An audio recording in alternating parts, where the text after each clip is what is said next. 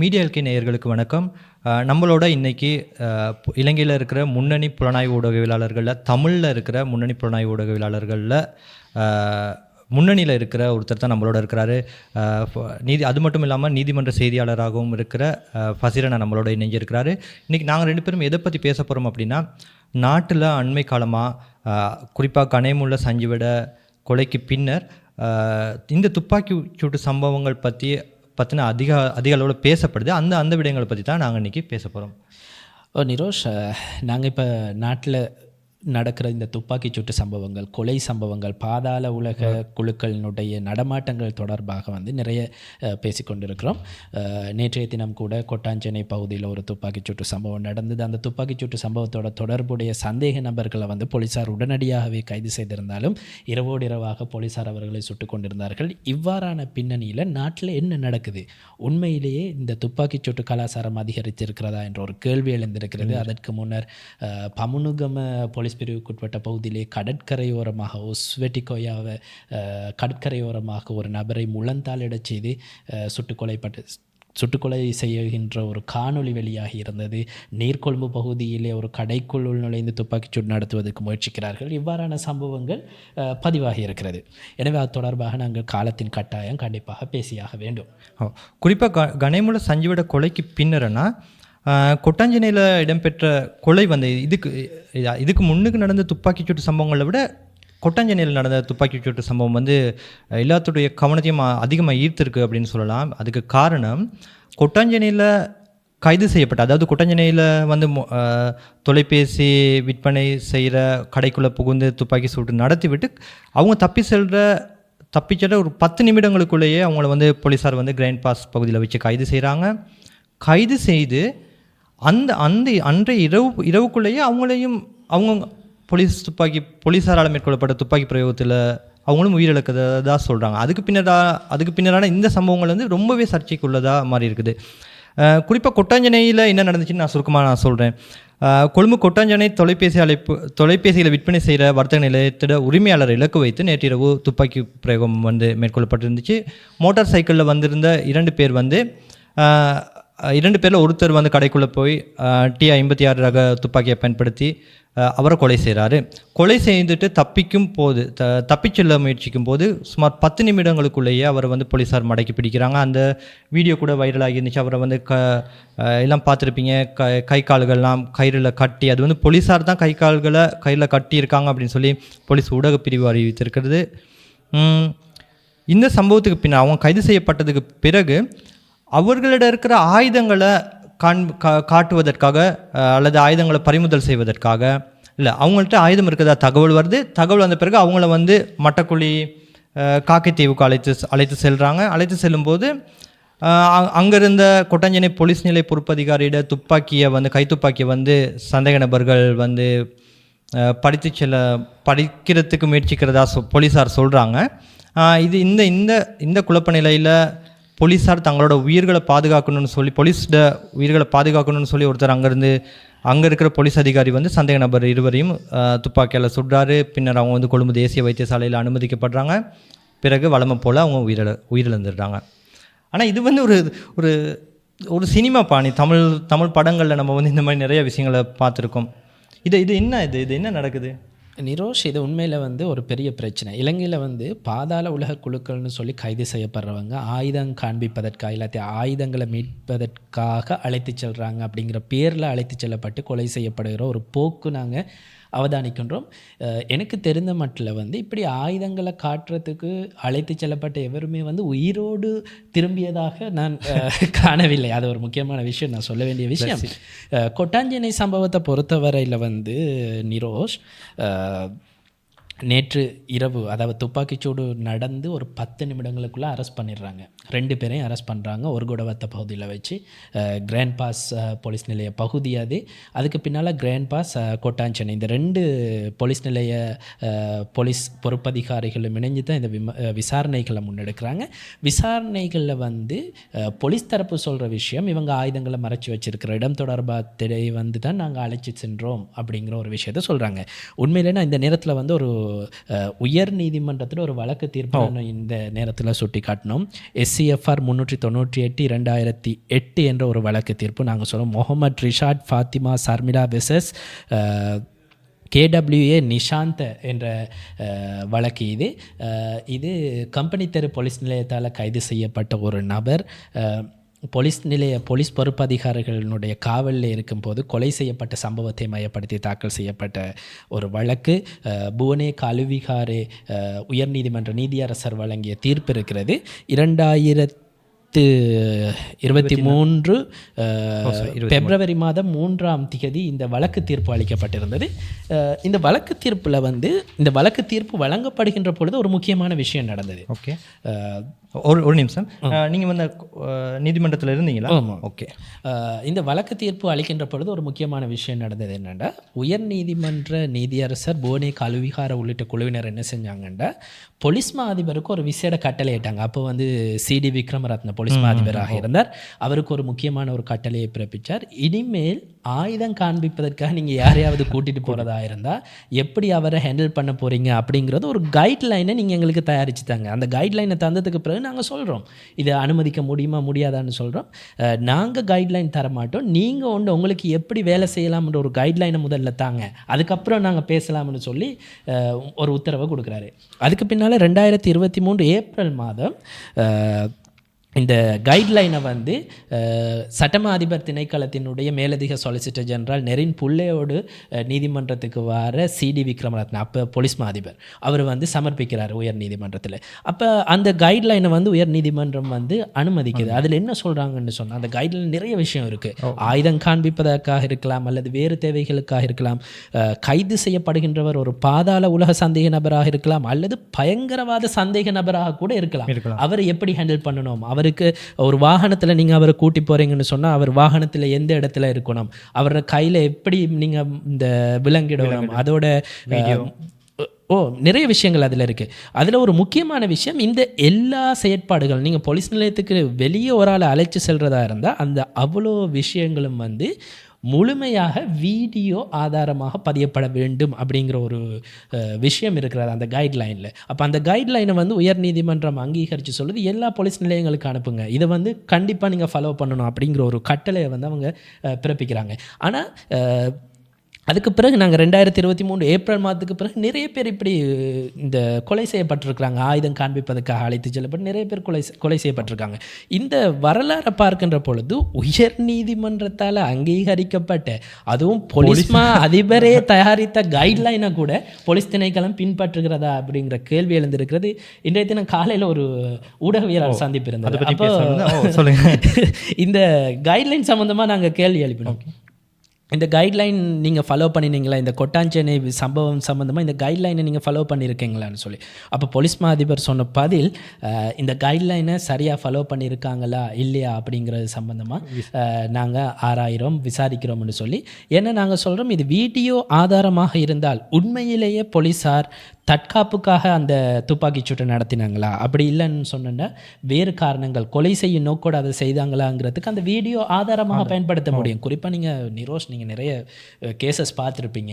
இந்த கேசஸ் எல்லாம் நீங்கள் பார்க்குற பொழுது இந்த ஆயுதம் காண்பிப்பதற்கு பொதுவாக இரவு நேரத்தில் தான் கூட்டிகிட்டு போவாங்க. எல்லாரும் தூங்கி இருக்கிற நேரத்தில் போடுறது ஈஸி. இப்போ அப்படி கூட்டிகிட்டு போயிட்டு தான் நிறைய பேராக கொலை செஞ்சுருக்கிறாங்க. இது ஒரு சுருக்கமாக நான் இந்த விஷயத்தை, இந்த வழக்கில் நான் நேரடியாக ஒரு ஊடகவியலாளராக அந்த அறையில் இருந்ததால் நான் இந்த விஷயங்களை நான் உங்களுக்கு பதிவு செய்கிறேன். இதுக்கு பின்னாடி என்ன உண்மைக்குமே இந்த மாதிரி உண்மைக்குமே அவங்க குற்றவாளிகள் இல்லை, குற்றவாளிகள் தீர்ப்பு வழங்குது நீதிமன்றம் தான். உண்மைக்குமே இப்போ கணேமுல்ல சஞ்சீவோட கொலை வழக்கு, இது டாபிக் மாறி போகுதுன்னு யோசிக்கலாம் சில பேர். கணேமுல்ல சஞ்சீவோட கொலை வழக்கில் கூட நிறைய ஊடகங்கள், மைய நீரோட்டோட மெயின் ஸ்ட்ரீம் மீடியா கூட அவர் கொலையாளின்னு தான் குறிப்பிட்டிருந்தாங்க, இல்லாட்டி துப்பாக்கிதாரி அப்படி அந்த மாதிரி தான் சொல்லியிருந்தாங்க. உண்மைக்கும் அதை தீர்மானிக்கிறது கணேமுல்ல சஞ்சீவை கொலை செய்த நபர் யார் அப்படின்னு தீர்மானிக்கிறது நீதிமன்றம் தான். இப்போ இந்த மாதிரியான சந்தேக நபர்கள் கொலை செய்யப்படுறதுனால என்னென்ன பிரச்சனை வருது? இப்போ கணேமுல்ல சஞ்சீவோட விஷயத்தை நாங்கள் பேசினதால் அதையும் நான் கொஞ்சம் ஞாபகப்படுத்துகிறேன். கணேமுல்ல சஞ்சீவை 2000 2023 நினைக்கிறேன். சரி, எனக்கு சரியாக டேட் ஞாபகம் இல்லை. 2021 ஆண்டு வந்து கொழும்பு பிரதான நீதிமன்றத்தில் கணேமுல்ல சஞ்சீவ உள்ளிட்ட 11 பேருக்கு எதிராக ஒரு வழக்கு இருக்குது. அந்த வழக்கு என்னென்னா, வடக்கு கிழக்கில் புலிகளால் புதைக்கப்பட்ட ஆயுதங்கள் கிளேமோ குண்டுகளை வந்து கொழும்புக்கு எடுத்து வந்து ஆக்களுக்கு விற்பனை செஞ்சாங்க அப்படிங்கிற ஒரு குற்றச்சாட்டுகளை கொழும்பு குற்றத்தடுப்பு பிரிவு இப்போவும் இந்த கணேமுல்ல சஞ்சீவிட வந்து வழக்கை விசாரிக்கிற, அவரோட கொலையை விசாரிக்கிற இதே கொழும்பு குற்றத்தடுப்பு பிரிவு வந்து விசாரணை செஞ்சு அவங்கள நீதிமன்றத்தில் ஆஜர் செஞ்சுருந்தது. ஆனால் அதுக்கு சாட்சியங்கள் இல்லை அப்படிங்கிற அடிப்படையில் வந்து அவங்க விடுதலை செய்யப்பட்டாங்க அந்த வழக்கில் இருந்து. இப்போ என்ன பிரச்சனைன்னு சொன்னால், அந்த விடுதலைக்கு பின்னால் கணேமுல்ல சஞ்சீவை வந்து நாட்டை விட்டு தப்பி போனார். நாட்டை விட்டு தப்பி போகிறதுக்கு இன்னும் காரணம் இருக்குது. சரியா, இது ஒரு நான் சுருக்கமாக சொல்கிறேன், இது ஒரு பெரிய கதை. இது நான் சுருக்கமாக சொல்கிறேன். நாட்டை விட்டு அவர் தப்பி போகிறதுக்கு ஒரு காரணம் இருக்குது. என்னென்னா, கம்பஹா பகுதியில் வந்து பாதாள உலக குழுக்கள் வந்து நிறைய இருந்து, கம்பஹா மட்டுமில்லை, மேல் மாகாணம் தென் மாகாணத்தில் நிறைய பாதாள உலக குழுக்கள் இயங்கி வருது. இன்றைக்கி பொலிஸ்மா அதிபர் சொன்ன தரவுகள் படி இப்போ இலங்கையில் வந்து 58 பாதாள உலக குழுக்கள் செயற்படுது. அதில் உறுப்பினர்களாக 1400 பேர் செயற்படுறாங்க. இது வந்து பொலிஸ்மா அதிபர் உத்தியோகபூர்வ அறிக்கை. இப்போ இப்படி இருக்கிற நேரம் இந்த கம்பஹாவில் வந்து பஸ்போட்டா அப்படிங்கிற வந்து பாதாள உலக குழு உறுப்பினர் ஒருவர் இருந்தார். இவர் தான் அந்த நேரம், அதாவது பஸ்போட்டான்ற அந்த பெயர் வரதுக்கு காரணம், கம்பஹாவில் வந்து இந்த மணல் சார்ந்த விடயங்கள், அந்த மாஃபியாவுக்குள்ளே அந்த குழு இருந்தது. இந்த பஸ்போட்டா அப்படிங்கிறவரோட வந்து பிரதான ஆதரவாளராக இருந்தவர் தான் இந்த கணேமுல்ல சஞ்சீவ அப்படிங்கிற சொல்லக்கூடிய இந்த பாதாள உலக உறுப்பினர். இப்படி இருக்கிற நேரம் இந்த பஸ்போட்டா அப்படிங்கிறவருக்கு எதிரான குழு, அது அவருக்கு போட்டியாக இருந்த குழு வந்து ஹீன்தட்டி மகேஷனுடைய குழு. ஈன்தட்டிய மகேஷ் யார் அப்படின்னு சொல்லி பார்த்தீங்கன்னு சொன்னால், இன்றைக்கி ஊடகங்கள் பேசுது இல்லையா, கெஹல் பத்ரே பத்ம அப்படின்னு சொல்கிற ஒரு பாதாள உலக குழு உறுப்பினர் ஒருவர் சம்மந்தமாக இவர் இப்போது இத்தாலி, துபாய் ஆகிய நாடுகளில் மாறி மாறி இருக்கிறதாக கூறப்படுது. இவருடைய தந்தை தான் இந்த மகேஷுங்க சொல்கிறவர். இந்த மகேஷுங்கிறவரை வந்து கணேமுல்ல சஞ்சீவை சுட்டுக்கொள்கிறாரு. இதுதான் இந்த பிரச்சனையினுடைய ஆரம்பம். அப்போது ஹீன்தட்டிய மகேஷனுடைய கொலைக்கு பழி வாங்குவதற்காக அவருடைய மகன் பத்மே சபதம் செய்கிறாரு. 2021 இவர் இதில் என்ன விளக்கமறியல்லேருந்து விடுதலை பெற்று வெளியில் வந்ததுக்கு பிறகு பத்மே இவருக்கு பகிரங்கமாக ஒரு அச்சுறுத்தல் விடுக்கிறாரு. என்னுடைய தந்தையினுடைய கொலைக்கு நான் என்றாவது ஒரு நாள் உன்னை பழி தீர்ப்பேன், உன்னை கொல்லுவேன்னு சொல்லி. அதோடு இவர் என்ன செய்கிறாருண்டா, இவருடைய கணேமுல்ல சஞ்சீவனுடைய குழுவில் வந்து நிறைய பேர் வந்து தமிழ் பேசுகிறவங்க இருந்தாங்க. காரணம், இவர் அந்த எல்டிடியினுடைய ஆயுதங்கள் சம்பந்தப்பட்ட விடயங்களோடு தொடர்பு பட்டிருந்ததால் இவருக்கு நிறைய தமிழ் பேசுகின்ற பலர் கூட்டாளிகளாக அல்லது நண்பர்களாக இருந்திருக்கிறாங்க. இப்போ இவர் என்ன செய்கிறாருன்னு சொன்னால், அப்படிப்பட்ட ஒரு செல்வராஜ்னு சொல்லக்கூடிய ஒரு பாதாள உலகத்தோடு தொடர்பு பட்ட ஒருவனுடைய உதவியோடு இந்தியாவுக்கும் மன்னார் வழியாக தப்பிச் செல்கிறார். இப்போ இந்தியாவுக்கு போனவர் அங்கேருந்து துபாயிலிருந்து திரும்ப நேபாளம் இப்படி நாடுகளுக்குள்ளே இருந்ததால் 2023 என்ன நடக்குதுன்னு சொன்னால், இவர் மீண்டும் இலங்கைக்கு வாராரு. இலங்கைக்கு வாராரு வேறு யாருனுடைய தேவைக்காகவும் இல்லை, ஒரு போலி கடவுச்சீட்டில் வந்து கருணாரத்ன பெயருடைய கடவுச்சீட்டில் வாராரு. குடிவரவு குடியகழ்வு அதிகாரிகள் கட்நாயக்க விமான நிலையத்தில் ஒரு கடவுச்சீட்டை பார்க்கின்ற பொழுது, கடவுச்சீட்டினுடைய பெயர் ஒரு ஆணின் பெயர், அதனுடைய இலக்கத்தை மையப்படுத்தி பார்க்கின்ற பொழுது அது ஒரு பெண்ணுக்குரிய கடவுச்சீட்டு இலக்கமாக இருக்குது. இப்போ இதில் வந்து சந்தேகிச்சு தான் என்ன செய்கிறாங்கன்னா, கணேமுல்ல சஞ்சீவை வந்து குடிவரவு குடியகழ்வு அதிகாரிகள் தான் கைது செய்கிறாங்க. கைது செய்து அவர்கிட்ட நீங்கள் யாருன்னு கேட்குறேன், இவர் சொல்கிறேன், நான் என் பேர் சஞ்சீவ், நான் ஒரு சில பிரச்சனைகளில் இருக்கேன், அதுக்காகத்தான் போலி பாஸ்போர்ட்டில் வரேன், என்னை விடுதலை செய்யுங்க அப்படின்னு. அப்போ தொடர்ந்து அவரை வந்து என்ன செய்கிறாங்கன்னு சொன்னால், இந்த குடிவரவு குடியகழ்வு அதிகாரிகள் விசாரிக்கிற நேரம் மாணிக் பாஷா ரேஞ்சில் அவர் இந்த பதில் இருக்கிறாரு, என் பேர் சஞ்சீவங்க, எனக்கு இன்னொரு பேர் இருக்குது கணேமுல்ல சஞ்சீவ அப்படின்னு அவர் என்ன செய்கிறாருன்னா அந்த விஷயத்த சொல்கிற நேரம் இது உண்மையாக நடந்த விஷயம். இன்ட்ரெஸ்டாக இருக்குது.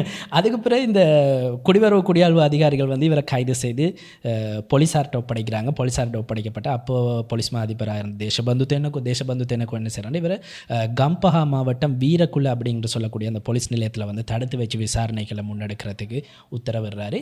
இப்படி விசாரணை செஞ்சதில் இப்போது அதாவது கணேமுல்ல சஞ்சீவ கொல்லப்படும் போது அவருக்கு எதிராக 22 வழக்குகள் பல்வேறு நீதிமன்றங்களில் இருந்தது. இதுதான் அவருடைய சுருக்கம். இந்த 22 வழக்குகளில் 3 வழக்குகள் அவர் கொல்லப்பட்ட தினம், அதாவது 19ஆம் தேதி கொழும்பு நீதிவான் நீதிமன்றத்தில் வந்து விசாரணைக்கு வந்தது. ஒரு வழக்கு கொழும்பு நீதிவான் நீதிமன்றத்தினுடைய 9ஆம் இலக்க விசாரணை அறையில் விசாரணைக்கு இருந்தது, சுருக்க முறையற்ற விசாரணை வழக்கொன்றது. மற்ற 2 வழக்குகளும் 5ஆம் இலக்க நீதிவான் நீதிமன்றத்திலே நிலுவையில் இருந்தது. இதுதான் சுருக்கம். இன்னொரு முக்கியமான விஷயம் நீரோஸ் நான் சொல்ல வேணும் என்னென்னா, இந்த கொலைக்கு பின்னால் இலங்கையினுடைய போலீஸ் விசேட அதிரடி படையினருடைய தொடர்பு இருந்ததா அப்படிங்கிற ஒரு சந்தேகம் எங்களுக்கு இருக்குது. காரணம் இருக்குது அதுக்கு.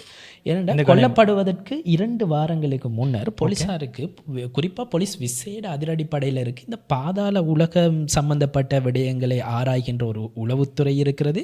அதே நேரம் அது தொடர்பாக செயற்படுவதற்கு ஒரு விசேட பிரிவு இருக்கிறது. இந்த விசேட பிரிவுக்கு ஒரு தகவல் கிடைக்குது. அதாவது 2 வாரங்களுக்கு முன்னர் 19ஆம் தேதி கொல்லப்படுகிறார். அதற்கு முன்னர் 2 வாரங்களுக்கு முன்னர் ஒரு தகவல் கிடைக்குது. கம்பஹா நீதிவான் நீதிமன்றத்தில் வச்சு என்ன செய்ய போகிறோம், கணேமுல்ல சஞ்சீவை கொலை செய்ய போகிறோம். ஏன்னா கம்பஹா நீதிவான் நீதிமன்றத்தில் ஒரு வழக்கு இருக்குது.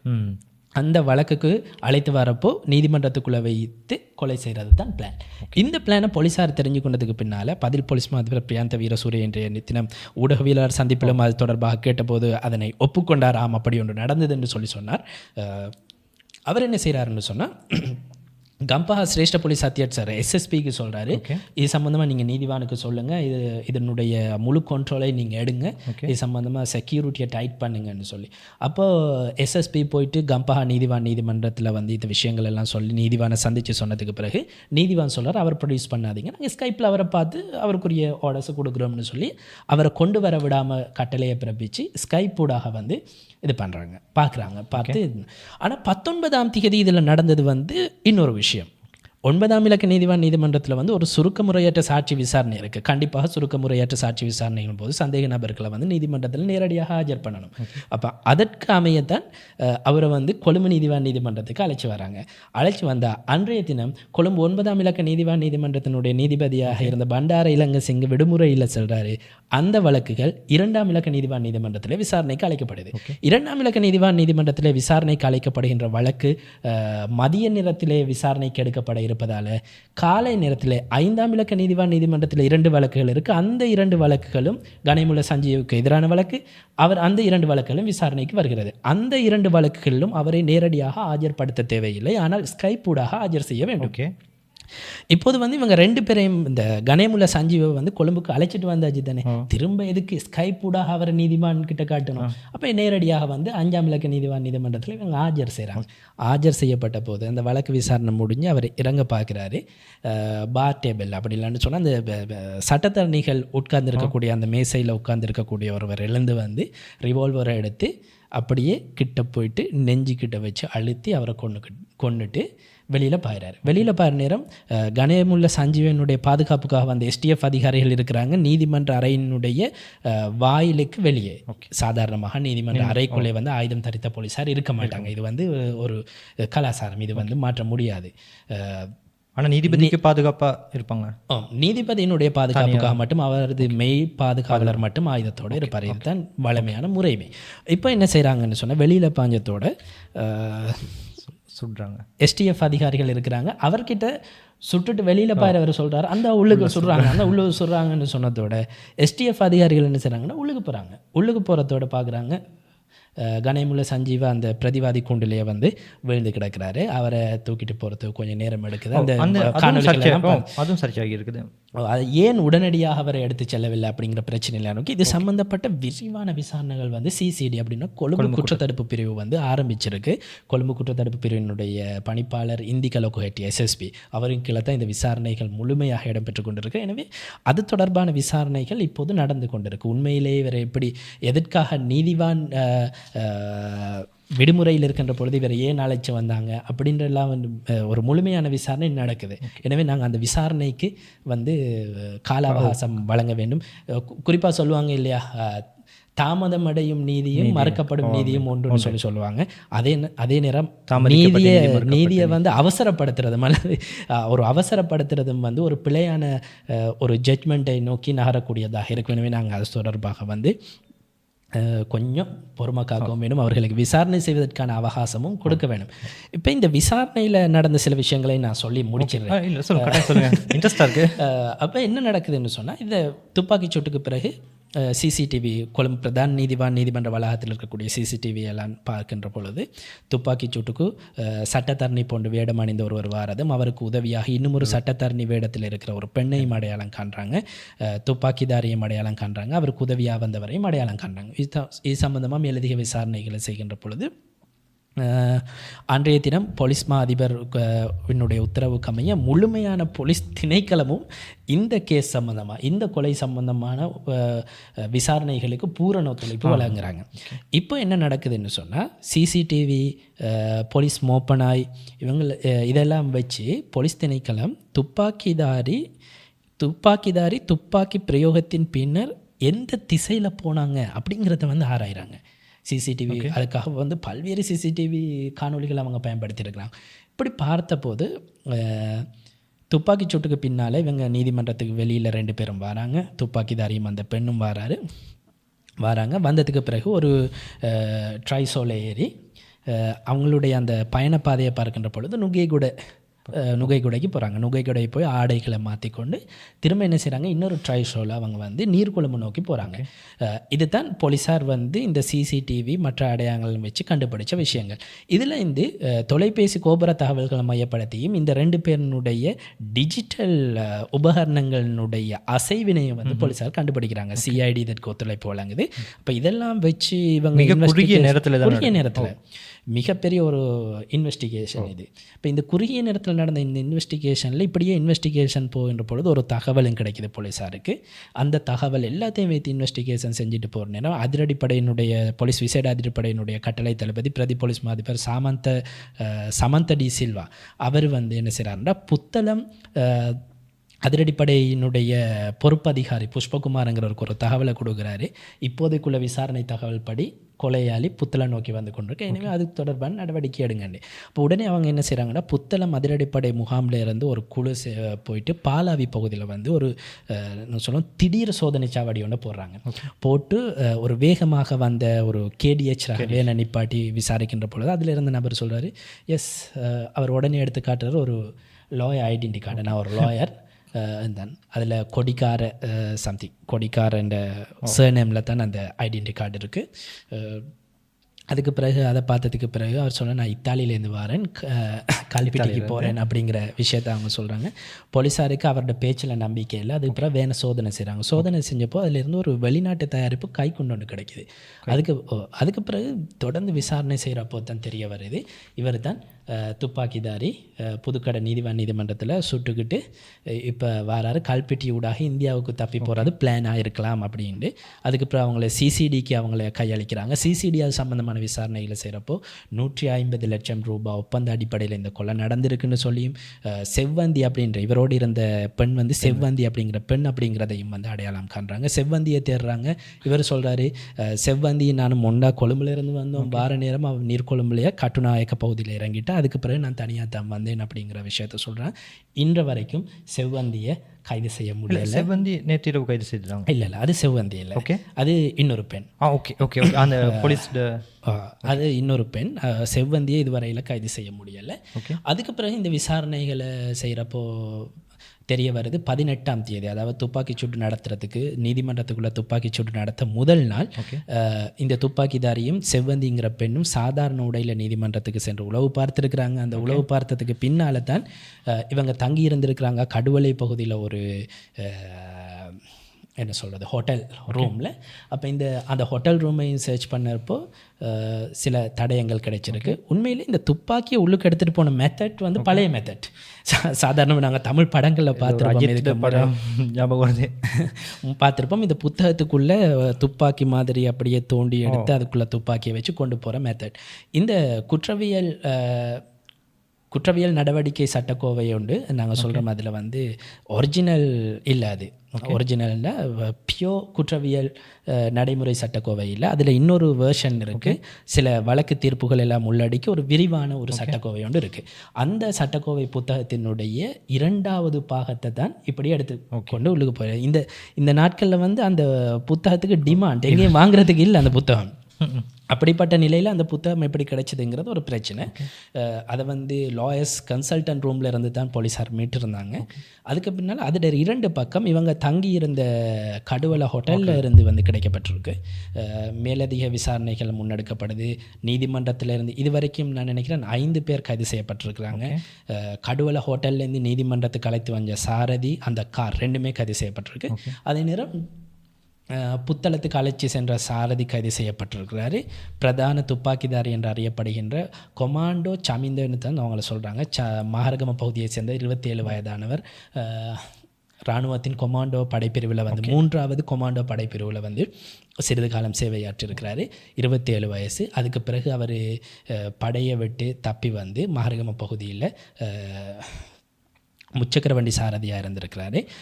இப்படித்தான் இந்த பின்னணிகள் இருக்குது. சுருக்கமாக ஒரு இன்னொரு கேள்வி குறுக்கிடுறதுக்கு மன்னிக்கணும். முதலாவது அந்த துப்பாக்கிதாரி அல்லது சந்தேக நபரை கைது செய்யப்பட்ட பிறகு அவரோட பெயரை வந்து மாற்றி சொல்கிறாங்க. அதுக்கு சுவாரஸ்யமான சம்பவம்னு உங்களுக்கு தெரியும். அதுக்கு காரணம் இருக்குது. போலீஸார் இந்த துப்பாக்கிச்சூட்டு சம்பவத்தை தொடர்ந்து விசாரணை செய்கிறப்போ ஒரு அசாம் முகமது ஷரீஃப் டீன் அப்படிங்கிற ஒரு பேருடைய நபர் தொடர்பான அவதானம் செலுத்தப்பட்டிருந்தது. குறிப்பாக எங்கள்கிட்ட இருக்கிற தகவல்கள் படி 35 வயதான ஒரு நபர் சம்மந்தமாக தான் அவங்க தேடினாங்க. என்னென்னா உருவ அமைப்பை பார்த்து சிசிடிவி ஃபுட்டேஜை வச்சு பார்க்கின்ற பொழுது பாதாள உலக குழுக்கள் தொடர்பாக விசாரணை செய்கின்ற ஒரு குழு வந்து அந்த ஷெரீஃப் டீன்ற பேரை வந்து கொடுத்திருந்தது. இவராக இருக்கலாம் சந்தேகத்தில், ஏன்னா யாருன்னு தெரியாது. அப்போ அப்படி விசாரிக்கிறப்போ தான் அந்த பெயர் வந்து போலீஸ் உள்ளக ஆவணங்களில் வந்து தெளிவாக வந்து பரிமாற்றப்பட்டிருக்கு. இந்த பெயரை வச்சு தான் அரெஸ்ட் பண்ணினதோட போலீஸாரும் வந்து பல்வேறு பெயர்களில் செயற்பட்ட ஒருவர், சிங்கள பேரும் இருக்குது, முஸ்லீம் பேரும் இருக்குன்னு சொல்லி எல்லா பேரையும் கொடுக்குறாங்க. இதில் வந்து முஸ்லீம் பேரை வந்து பரவலாக எல்லாரும் யூஸ் பண்ணினாங்க. அதுக்கு பிறகு இவர் ஷெரீஃப் டீனுங்கிற நபர் இவர் இல்லை அப்படிங்கிறத வந்து விசாரணையில் வந்து உறுதி செய்து கொள்கிறாங்க போலீஸார். இவர் வந்து டில்ஷான் பியூமாங்க அப்படின்னு சொல்கிற நபர் மஹரகமையை சேர்ந்தவங்கிறத உறுதி செய்து கொள்கிறாங்க. இவர் 27 வயதான நபர் என்று தெரிய வருது.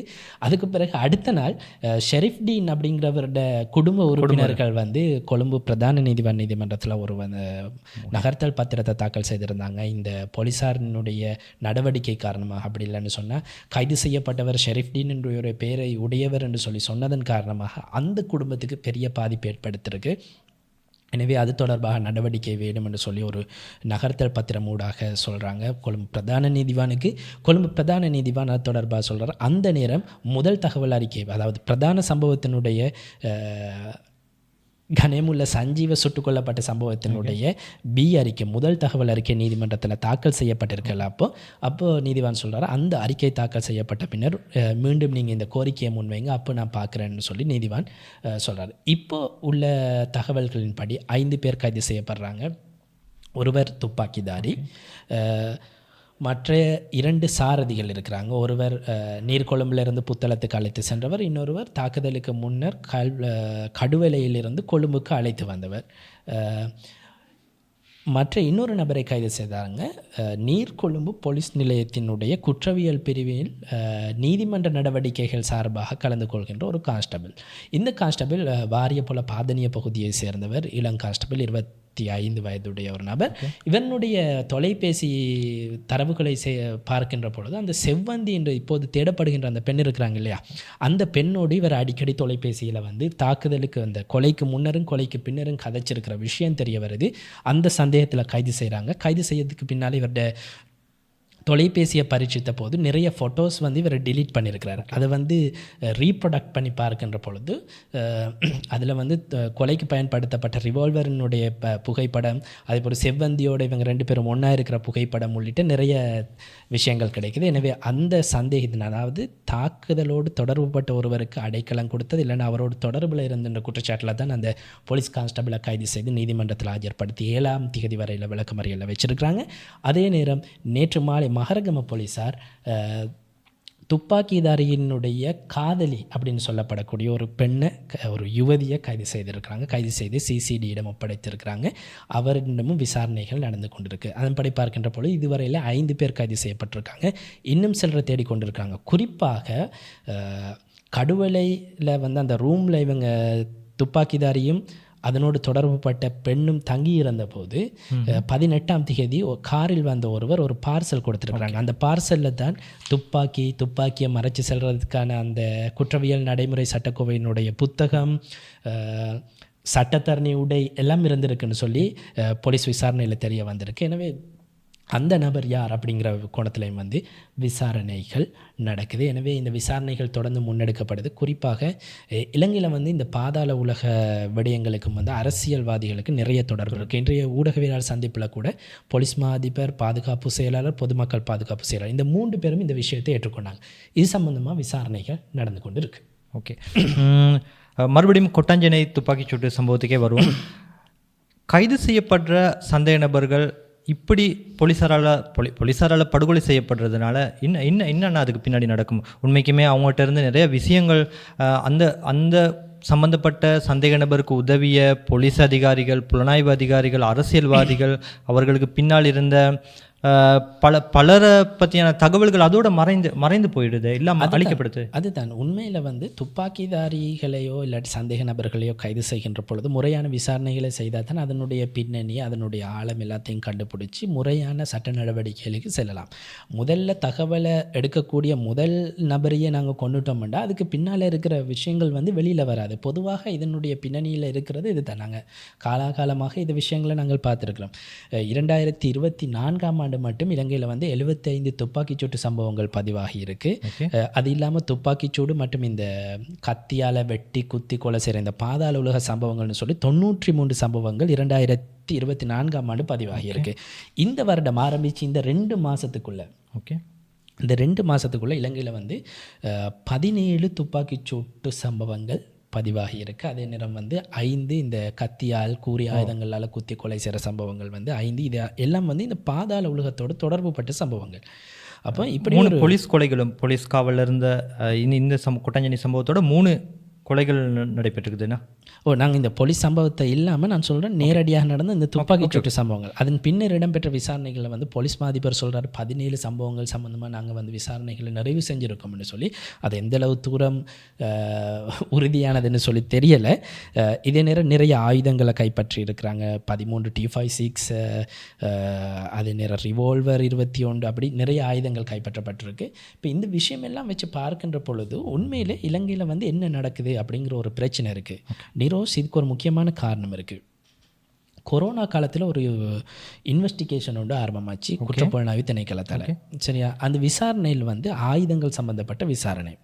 இது சம்மந்தமாக விசாரித்தபொழுது உங்களுக்கு தெரியும் ஜனாதிபதி அனுரகுமார திசாநாயக்க ஒரு சிரச தொலைக்காட்சியில் வந்து இந்த சம்பவத்தை வந்து ஞாபகப்படுத்தி இருந்தார். நான் இங்கே பொலன்னறுவ மின்னேறிய பகுதியில் இருக்கக்கூடிய ஒரு இராணுவ முகாமில் இருந்து 75 துப்பாக்கிகள் காணாமல் போயிருக்கு. இப்போ கிட்டத்தில் சொல்லி சரியா? இப்போ இந்த விசாரணைகள் உண்மையில் புதிதாக ஆரம்பிக்கப்பட்டதால் இந்த கோவிட் காலத்துலேருந்து இந்த சம்பவங்கள் நடக்கும். கோவிட் காலத்தில் உங்களுக்கு ஞாபகம் இருக்கலாம், ஒரு ஊடகவியலாளர் உள்ளிட்ட சிலர் கைது செய்யப்பட்டிருந்தாங்க. இந்த ஆயுதங்களை வந்து மீடியா போர்ட வாகனத்துக்கு முன்னால் போட்டுக்கிட்டு அந்த வாகனத்தில் வந்து ஆயுதங்கள் கடத்தின கேஸில். சரியா? இந்த கேஸில் தொடர்ச்சியாகத்தான் இந்த விஷயங்கள் தெரிய வருது. இப்படி பாதுகாப்பு தரப்பிடம் இருந்த ஆயுதங்கள் இப்போது ஆயுத குழுக்களினுடைய கைகளில் இருக்கிறது. யுத்த காலத்தில் கருணா அம்மான் போன்ற குழுக்கள் பயன்படுத்திய ஆயுதங்கள் எங்கே அப்படிங்கிற ஒரு கேள்வி இருக்குது. இந்த குழுக்களினுடைய ஆயுதங்கள் இப்போ எங்கன்னு சொல்லி பார்த்தீங்கன்னா இந்த குற்றக்குழுக்களினுடைய கைகளில் இருக்கிறது. காணாமல் போன ஆயுதங்களாக இருக்கலாம், ஒஃபீஷியலாக பாதுகாப்பு தரப்புக்கு கொடுத்த ஆயுதங்கள் கூட பல இப்போது இந்த குற்றக்குழுக்களினுடைய கைகளில் இருக்கிறது. ஃபோர்ஸஸில் இருக்கக்கூடியவங்கள தொடர்பு இருக்கிறது. அந்த குற்றக்குழுக்களில் போலீஸ் அதிகாரிகளுடைய தொடர்பு மிக தெளிவாக இருக்கிறது. இந்த விஷயங்கள் எல்லாம் வந்து விசாரணை செய்யப்பட வேண்டிய விஷயங்கள். உங்களுக்கு ஞாபகம் இருக்கும், மன்னார் நீதிமன்றத்துக்கு முன்னால் நடந்த துப்பாக்கிச்சூடு. இந்த துப்பாக்கிச்சூடு சம்பந்தமாக விசாரணைகள் நடத்திய மன்னார் மாவட்ட குற்றத்தடுப்பு பிரிவு ஒரு விஷயத்தை கண்டுபிடிச்சாங்க. பிரதான துப்பாக்கிதாரி ஒரு இராணுவ வீரர். அவர் என்ன செய்கிறாருன்னா நாராயண்பேட்டை இராணுவ வைத்தியசாலையில் வேலை செய்யக்கூடிய ஒரு இராணுவ வீரர். அவர் என்ன செய்கிறாரு, கொழும்புல இருந்து பஸ்ஸில் போகிறாரு, மன்னாருக்கு தங்கி இருக்கிறாரு. அடுத்த நாள் துப்பாக்கிச்சூடை நடத்திவிட்டு பஸ்ஸில் ஏறி கொழும்புக்கு வந்து வேலை செஞ்சு கொண்டிருக்கிறாரு. வேலை செஞ்சு கொண்டிருக்கிற ஹாஸ்பிட்டலுக்கு வந்து தான் அவர் அரெஸ்ட் பண்ணுறாங்க. இப்போ இப்படி இந்த சம்பவங்களில் என்ன சொல்லுதுண்டா, இந்த துப்பாக்கிச்சூட்டு சம்பவங்களை வச்சு பார்க்கின்ற பொழுது ஒன்று படைகளை விட்டு வெளியில் சட்டவிரோதமாக வந்தவங்க செய்கிறாங்க, இன்னொன்று படைகளுக்குள்ளவங்களே செய்கிறாங்க. நான் இன்றைய தினம் இது சம்மந்தமாக பாதுகாப்பு செயலாளர் கேள்வி எழுப்பிய போது அவர் சொன்னார், உள்ளே இப்போதும் இருக்கிறவர்கள் இந்த வேலையை செய்கின்ற ஒரு பிரச்சனை இருக்கிறது, அவர்களுடைய பொருளாதார பிரச்சனை உள்ளிட்ட விடயங்கள்.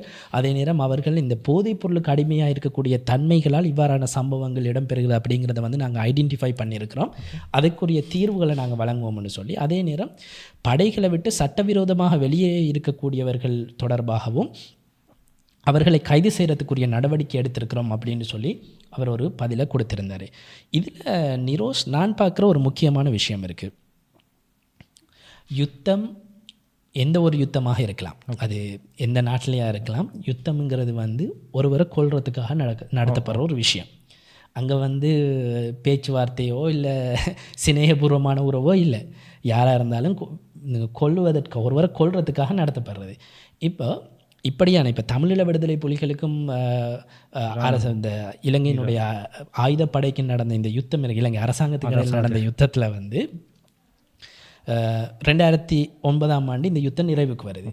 நிறைவுக்கு வந்ததுக்கு பின்னால் தமிழீழ விடுதலை புலிகளினுடைய ஆயுத குழுக்களில் இருந்தவங்க கைது செய்யப்பட்டவங்களுக்கு புனர்வாழ்வு அளிக்கப்பட்டது. புனர்வாழ்வு அளிக்கப்பட்டது. அதில் பிரச்சனை இருக்குது, எத்தனை பேர் கைது செய்யப்பட்டாங்க. அது நிரோஷ் உங்களுக்கு நல்லா தெரியும், நீங்கள் ஒரு உங்களை சம்மந்தப்பட்ட வழக்கு நீங்கள் ஒரு மேன்முறையீடு செய்திருக்கீங்க, அது சம்மந்தமான தகவல்களை கோரி, அதால் உங்களுக்கு அது தெரியும். நான் சொல்ல வரது என்னென்னா, அந்த எண்ணிக்கையை தாண்டி கைது செய்யப்பட்டவர்கள் ஏதோ ஒரு வகையில் வந்து புனர்வாழ்வு அளிக்கப்பட்டு தான் சமூகமயப்படுத்தப்பட்டாங்க. ஆனால் இதே மனநிலையோட ஒருவரை கொல்றதுக்காக வேண்டிய அந்த நேரம் ட்ரெயின் பண்ணப்பட்ட, பயிற்சி அளிக்கப்பட்ட கண்டிப்பாக ஆயுத படையினருக்கு அளிக்கப்பட்ட புனர்வாழ்வு என்ன? இந்த மனநிலை இவர்களை இவ்வாறான கொலைகளுக்கு தூண்டக்கூடும். அவர்கள் பயமில்லை, நேரடியாக போயிட்டு கொலை செய்வாங்க. இவர்களுக்கு என்ன புனர்வாழ்வு திட்டங்கள் அளிக்கப்பட்டிருக்கு அப்படிங்கிற ஒரு பெரிய பிரச்சனை இருக்குது. இன்றைக்கி நாங்கள் பாதுகாப்பு செயலாளரிடம் அது சம்மந்தமாக கேள்வி எழுப்பினோம். அவர் சொன்னார், இது சம்மந்தமாக நாங்கள் ஆராய்ஞ்சு கொண்டிருக்கிறோம், இதெல்லாம் செய்ய போகிறோம்னு சொல்லி. நாங்கள் பொறுத்திருந்து பார்க்கலாம். உண்மையிலேயே யுத்த களத்தில் இருந்த ஆயுதப்படையினருக்கு புனர்வாழ்வு அளிக்கப்பட வேண்டும். அவர்கள் சமூகமயப்படுத்தப்பட முன்னர் அவர்களுக்கு இந்த புனர்வாழ்வு கண்டிப்பாக அவசியமாகிறது. யுத்தத்தில் இருந்தவங்களுக்கு மட்டும் இல்லை, பாதுகாப்பு படையில் சேர்ற இடையில் பதவி நிலையிலேருந்து விலகுற, தொழிலை கைவிடுற எல்லாத்துக்குமே புனர்வாழ்வு அளிக்கணும் அப்படிங்கிறது தான் புனர்வாழ்வு அளிக்கணும் அப்படிங்கிறது தான் என்னோட கருத்தாக இருக்குது. இல்லை, சரியாக இருக்கலாம். என்ன அவங்க வந்து சமூகமயப்படுத்துறதுக்கு முன்னால் அவங்களுக்கு அந்த சிவில் சமூகத்துடனான அந்த உறவு வந்து வளர்க்கப்பட வேணும். ஓகே, கண்டிப்பாக. இதுதான் நாங்கள் இந்த 2 துப்பாக்கிச்சூட்டு சம்பவம் சம்பந்தமாகவும் சொல்லக்கூடிய விஷயங்கள் நாங்கள் சுருக்கமாக பேச வேண்டியிருந்ததால் நிறைய அவசரமாகவும் பேசி சில நேரம் விளங்கிச்சா இல்லையா அப்படிங்கிறது தெரியாது. ஆனால் இதற்கு பிறகும் நாங்கள் நிறைய விஷயங்கள் வந்து மீடியா எல்கே தமிழ் யூடியூப் தளம் ஊடாக நாங்கள் பேச போகிறோம். தொடர்ந்தும் எங்களுக்கு உங்களுடைய ஆதரவை தாங்க, சப்ஸ்கிரைப் பண்ணுங்கள், ஷேர் பண்ணுங்கள். அதே நேரம் உங்களுடைய கருத்துக்களை வந்து கமெண்ட் பட்டியலில் எடுங்க. எங்களுக்கு வந்து இதுக்கு முன்னுக்கு வீடியோ முன்னாடி நின்று பேசின அனுபவங்கள்லாம் இல்லை, கேமரா முன்னாடி நின்று பேசின அனுபவங்கள்லாம் இல்லை. நான் கிட்டத்தட்ட 7 வருஷமாக பத்திரிகை துறையில் தான் வேலை செஞ்சுட்டு இருந்தேன். அதே மாதிரி ஃபசிரனாவும் அதே மாதிரி கிட்டத்தட்ட எத்தனை வருஷம்னா கிட்டத்தட்ட 10 வருஷத்துக்கு மேலே பத்திரிகை துறையில் இருந்து இப்போ கொஞ்சம் தமிழ் அப்படிங்கிறத தாண்டி சிங்கள யூடியூப் தளங்களில் வந்து கூடுதலாக பேசக்கூடியதாக இருக்குது. அதோட ஆனால் நாங்கள் கண்டிப்பாக தமிழ் மொழியை வந்து உச்சரிக்கக்கூடிய இல்லை பேசக்கூடிய மக்களுக்காக நாங்கள் வந்து நாட்டில் நடக்கிற எல்லா விஷயங்களையும் தொடர்ச்சியாக கொண்டு வருவதற்கு தயாராக இருக்கிறோம் அப்படிங்கிற ஒரு விஷயத்தை நாங்கள் சொல்கிறோம். எனவே மீடியா எல்கே தமிழ் யூடியூப் தளத்துக்கு உங்களுடைய ஆதரவு கண்டிப்பாக எங்களுக்கு தேவைப்படுது. சப்ஸ்கிரைப் பண்ணுங்கள், ஷேர் பண்ணுங்கள், நிறைய விஷயங்கள் எங்களோட பகிர்ந்து கொள்ளுங்கள். நம்ம இப்போ இந்த வீடியோ ரெக்கார்ட் பண்ணுற இடத்த பற்றியும் சொல்லுங்கள்.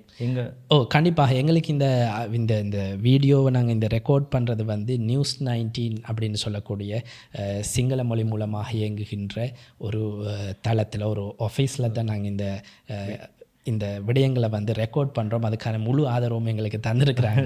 எனவே நாங்கள் அவங்களுக்கு நன்றி சொல்கிறோம். நீங்கள் சிங்கள மொழி ஊடாக தேர்ச்சியானவராக இருந்தால், சிங்கள மொழியும் உங்களுக்கு விளங்கமாக இருந்தால், நீங்கள் அது சம்பந்தப்பட்ட விஷயங்களை நீங்கள் அந்த தளத்தினை சப்ஸ்கிரைப் செய்து அவர்களுடைய அந்த பாட்காஸ்ட் சிஸ்டத்தையும் நீங்கள் பார்க்கலாம். அது தொடர்பான தகவல்களையும் பெற்றுக்கொள்ளலாம்.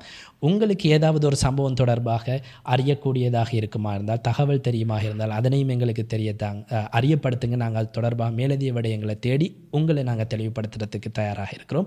கமெண்ட் பாக்ஸில் மறந்துடாமல் நீங்கள் அறிந்து கொள்றதுக்கு ஆசைப்படுற விஷயம் அப்படிங்கிற அறிந்து கொள்ள ஆசைப்படுகின்ற விடயங்களையும் நீங்கள் சொல்லுங்கள். அது தொடர்பாகவும் நாங்கள் உங்களோடு பகிர்ந்து கொள்றதுக்கு தயாராக இருக்கிறோம். ஓகே, நன்றி, வணக்கம். அடுத்த வீடியோவில் உங்களை சந்திப்போம். நன்றி.